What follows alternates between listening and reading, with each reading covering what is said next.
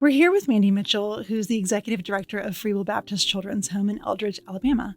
And we've been doing a whole series of videos about the home and how it serves children both in state and out of state. And in this video, we're talking about what happens when kids age out. So I want to just start by asking, tell us about the challenges kids are facing as they turn 18 and they're sort of facing the prospect of leaving care. Right. So it is a little different for children that we work with that are turning 18. And unfortunately, some of them, when they turn 18, they're still in school. Mm-hmm. And if they're not willing to stay with us and graduate, then they're leaving without a degree. Yeah. And sometimes it's just hard for kids to be patient and have the maturity to see how important that diploma is for them. But our kids who do stay, we have a transitional living program called the Bridge program that they can live in.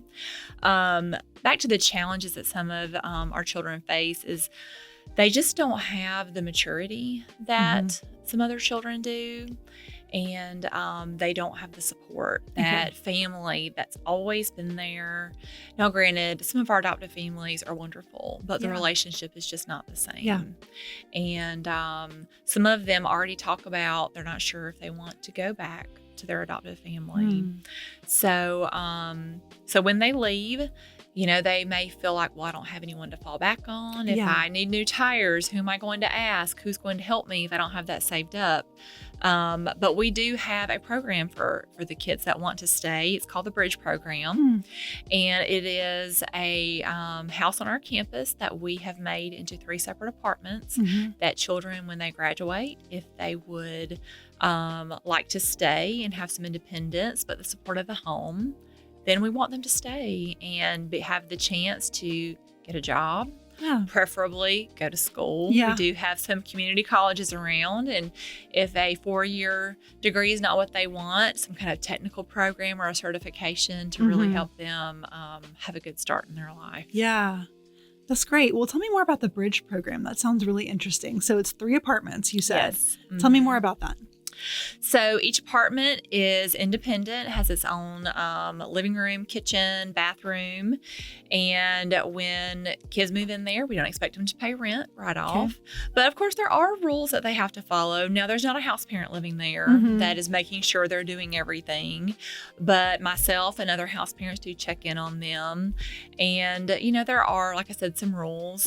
But the biggest thing is we want them to be earning money, learning how to manage money. And that's one thing that we teach our teenagers as they're coming up into high school, how to manage money, and then just how to do basic things like learning how to cook, learning how to do laundry, learning how to clean, so that they can do those things as they become an adult. Yeah.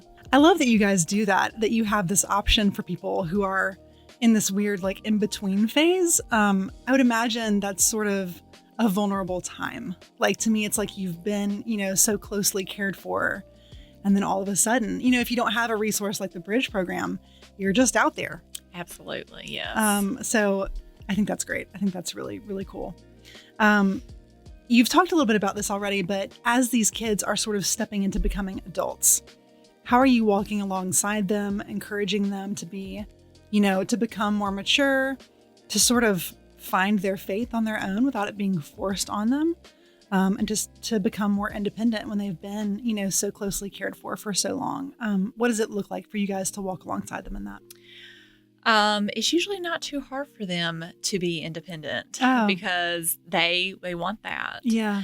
And so we just try to give them space, but be there for when they need help, and really just making sure that they are going to church. We want them to continue going to church, that they're keeping the apartment neat. We do inspect it, and just making sure that they're making good choices, that they're going to class or they're going to their job. Yeah. And it's not like an everyday thing, checking in on them. But I think just having some accountability is really important. And some kids, unfortunately, don't think they need any help. And so we do have kids that choose to not take advantage of the Bridge House. They think they can do it on their own. So where do they go? Usually they go live with a friend. Okay.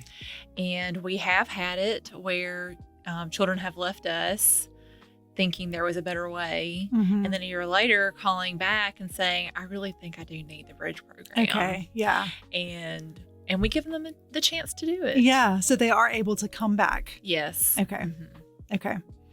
Is there like a limit to the age that you'll take them back? I mean, what's the age range for this? It's not a hard line. It would really just depend on a case by case basis. Okay. Yeah. And I'm just curious too, what does it look like if you check in on them and maybe things are not going well? What do you do then? It's hard conversations. Yeah. But it's just, letting them know that this is adult life now. Yeah. And every adult, whether it's me or you, we're accountable to someone. Yep. And there are rules everywhere you go. Yeah. And there are rules here. And, they have to be willing to comply with what we feel is acceptable. Right. Yeah.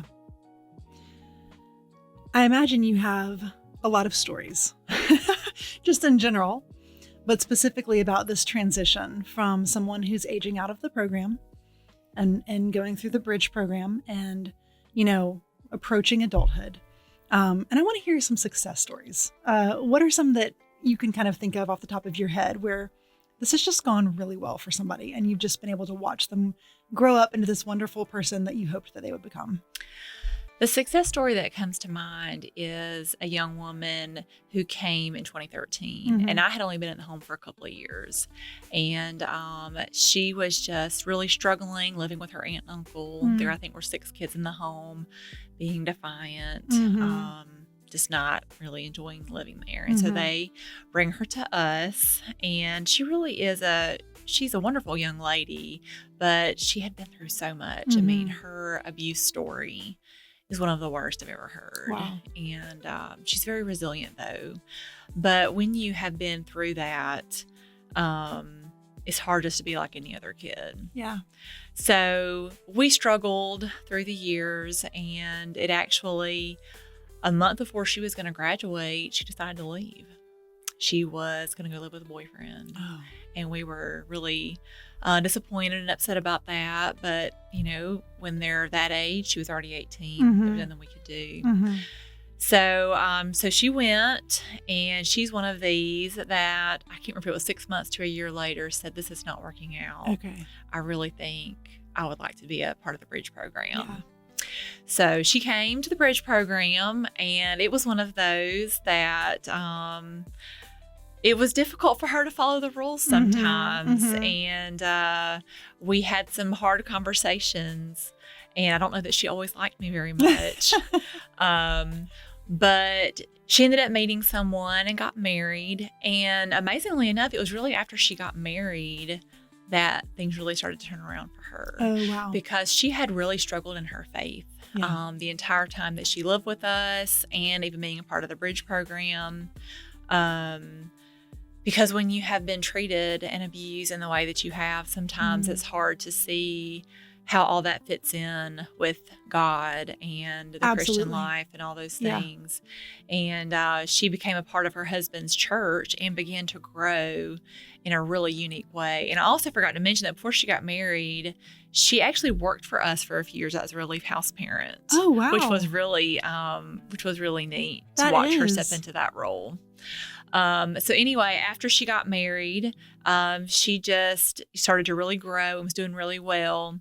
And we sort of lost touch for a few years. But we were friends on Facebook, and I saw her making some posts, like spiritual posts. I could really tell that God was doing something in her life. Yeah. And so I said, let's meet for lunch. And she had probably been gone for many years. So we had not talked for a while. And so we had lunch together, and it was just amazing for me to see how far she had come and how well she was doing. She actually had a job where she is able to use her past.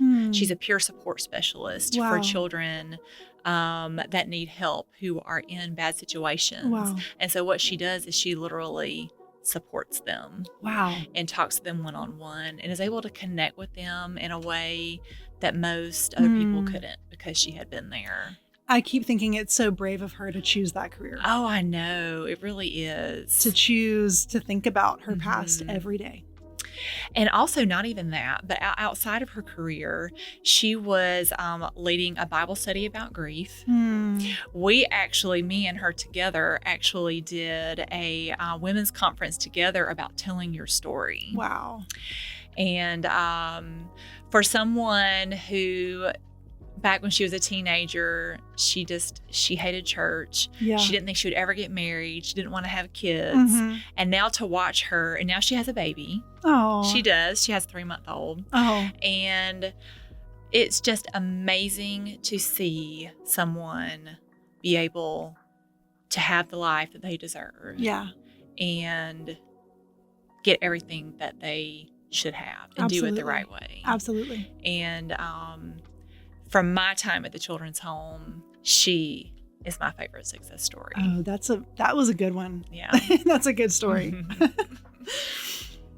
Thank you for sharing that story, and also just for kind of talking us through how all of this works. I know it's probably a question on a lot of people's minds, especially on the kids' minds. Maybe as they're approaching 18, they're thinking, what happens to me now? So I think it's so encouraging that you do have this option in the Bridge program, and just what you guys are doing for kids is amazing. So if you're just watching this video and you haven't seen any of the other ones, be sure to watch them, because we're doing a whole series about the Free Will Baptist Children's Home with Mandy Mitchell. And if you want to learn more about them, you can always visit their website, which is fwbhome.org. Thank you, Mandy. Thank you.